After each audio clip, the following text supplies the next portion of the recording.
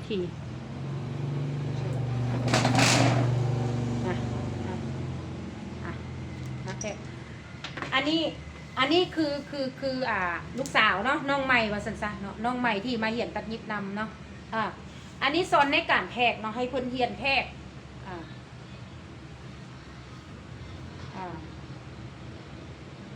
ฮัดบนแอวเนาะสมมติว่าเมย์เป็นลูกค้า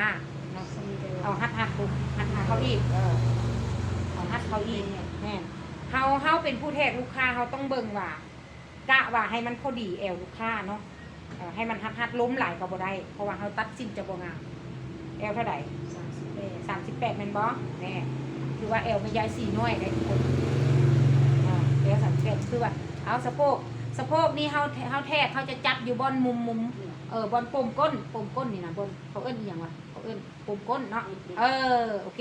ฮัดไว้แล้วตูดหมาอย่าให้เสือกวัดตูดเนาะแล้วก็มาถามลูกค้าว่าลูกค้ามักฟิตบอเนาะทุกคนลูกค้ามักฟิตบอหรือว่ามักลุมน้อยนึงเพราะว่าเขาเป็นคนแทกเขาจะเบิ่งออกเนาะ42แม่นบอ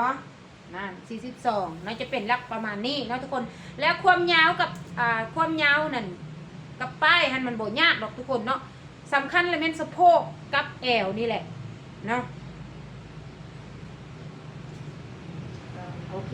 อันนี้ขึ้นกับลูกค้ามักเนาะลูกค้ามักยาวซ้ำใดป้ายเบื้องใดสินะทุกคนเนาะเพราะว่าย้ายสีจะสอนแบบนี้เนาะอันนี้เขาสอนจับมือทำทุกคนเนาะในการวัดแทกถ้าโบเก่งอยู่นี่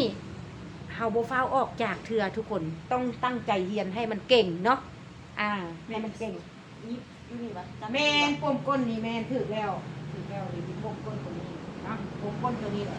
อย่าให้มันลุกลงที่แล้วก็ว่าให้มันขึ้นเติมที่เนาะยุบปมก้นนี้เลยแมนยุบปมก้นนี้เลยสะโพกของลูกค้าเพราะว่าบางคนก็อาจจะเป็นบางคนอาจจะมีก้นงอเนาะก้นแบบก้นงอขึ้นนะและแอวน้อยๆและท้ายเวอร์เนี่ยมันจะต้องได้สังเกตลูกค้าเนาะอันนี้นะเนาะ